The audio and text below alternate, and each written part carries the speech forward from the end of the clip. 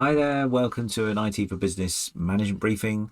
This video is targeted at managers or owners of businesses, the people responsible for issuing equipment like tablets, mobile phones, laptops, basically the stuff that gets carried around and potentially gets lost.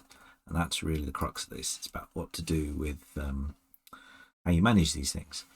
So let's talk about, first of all, how staff see their stuff, particularly their mobile phone, because the laptop is almost definitely been given to them. But the phone, they think of it as just this thing they have on them that receives calls, they make calls, take their own personal photos, take their own videos, they use it for social media, lots of things. And many of them, anybody who seems to be under the age of about 50 installs apps left, right, and center, just apps, then complain when the phone's full because it's stuff full of data created by the apps. But anyway, that's what it is. That's what they feel they can do. Email they see as quite useful. Sometimes it's literally they don't really do much email themselves, but it's company email. They see it as useful, and it is useful. Okay. They also expect that they could just phone family, friends, whatever. It's the weekend. They use the phone for anything and everything, which is kind of reasonable because phones grew up being a personal thing to start with. Their actual phone number is usually very personal to them.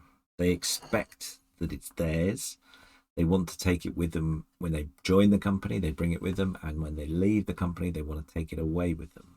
That's a little bit of an issue because if they've been doing company business using their personal mobile number, the clients are going to keep calling that number even if the staff member's left. That is tricky. We'll come back to that.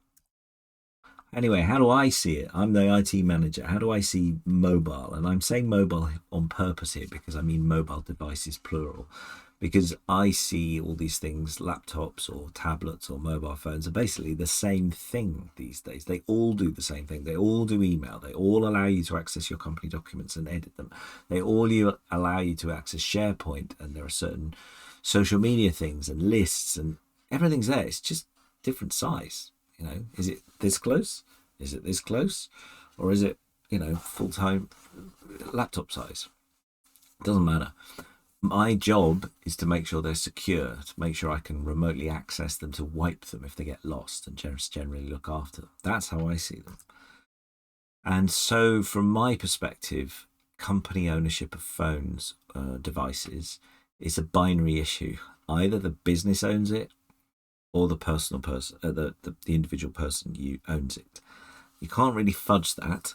When it comes to usage and how it's managed, it is also like that. You can't have something which is kind of, oh, well, it's my personal stuff when I want it to be personal, but I like a bit of company stuff. That doesn't work. That is, from a company perspective, the company must be in control of the device. So that means what happens when the device is lost or broken, damaged, in some way inaccessible. Firstly, as the IT manager, or in fact, as the individual, you can send out a message to say, I want to remotely wipe this device, probably a phone, possibly a laptop. Then you're going to claim on the insurance, maybe. Then you're going to get a replacement, either because you keep one spare ready for this situation, or you have to go out and buy one and it takes a bit longer. You get it reinstalled, pass it back to the user, back in business. And that's how I'm seeing the situation. And then with outbound calling, as the IT manager, I would prefer that people made outbound calls using the business's Microsoft Teams telephony call, if that's what you have, or a SIP, a dedicated business number that appears at the client end. So that if that member of staff leaves, it's not their personal number that's been used for all these phone calls. It's a business number. Now, if it's a business phone, it doesn't matter. The business owns the number. But we're back to this issue of what it gets awkward when it's the person's individual personal mobile number that's being used for business. Okay, so how should management see it? Well, they should see all these portable devices as a security risk, something to go wrong, something where company information might get into the wrong hands. Next thing is, you shouldn't resent this, but staff might spend too much time making personal calls on a company mobile device, whatever it is. I mean, you have to get over that. Okay, we're back again with this: customers end up using or knowing the staff member's personal mobile number, and this is a problem. If they were using the Teams app on their phone and they made calls, then it would show up as an 020 number, and then it'd be fine. So what's the optimum solution? Well, some staff elect effectively to say, I don't mind having a second mobile phone, and you've given me a company laptop or a tablet or whatever it is, and that's fine, because that means it's completely managed by the company, by proxy, by the IT department. And it means it's handed back if the staff member leaves. Okay, so it's easy. If there's a problem with a device, I can remotely wipe it. They're using the Teams mobile, Teams phone number, or the device's mobile number. It doesn't matter, because they're all owned by the business. But some staff are going to say, I don't want to have two phones. It's bad enough to try and remember one, but having two, they have to accept that if it's going to have any company information on it, then it might get remotely wiped if they lose their phone. And that means remotely wiping everything: personal photos, personal stuff, social media. Obviously, they get a new account, they get a new phone. The number is not the issue. That they reconnect to all their various social media stuff, and most of their personal stuff will come back.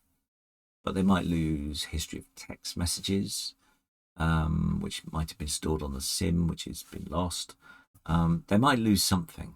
That's the crucial thing. And also, they need to be encouraged to use the Teams phone number, not their personal number, when it's for work. Okay, so there is some training here. So, very long story to answer a shortish question, which is, should we give staff company devices? I would generally say, if they don't mind, yes, because it makes it very, very clear who owns the device, what is it for, and if the staff member leaves, you simply ask for it back. If they really insist on having their own personal phone used as a device, you just have to lay out what the deal is in terms of if they want to have any sort of company information. And if they say, well, I don't want any confirmation on my phone, and I will find a way of staying in touch using a web browser on my laptop or whatever, fine, that's okay. If they're doing their job well and they don't have anything on their personal phone, it's fine. There's one issue, which is the app that's used for authenticating. So I prefer using the number generator app called Authy, A-U-T-H-Y. Some people use the Microsoft one, some people use the Google one, some people use a combination. And they will install that on their mobile phone. And the reason I like the Authy one is if they lose their phone, you could just reinstall Authy back onto your phone and you get everything back again. So you don't have to go through a painful exercise of re-establishing everything. So managing two-factor authentication is a general factor. Okay, well, I hope that's probably muddied the waters a bit, but hopefully it's giving you an insight into what to do about company devices or handling personal devices. Come back to me with any questions. Thanks for watching.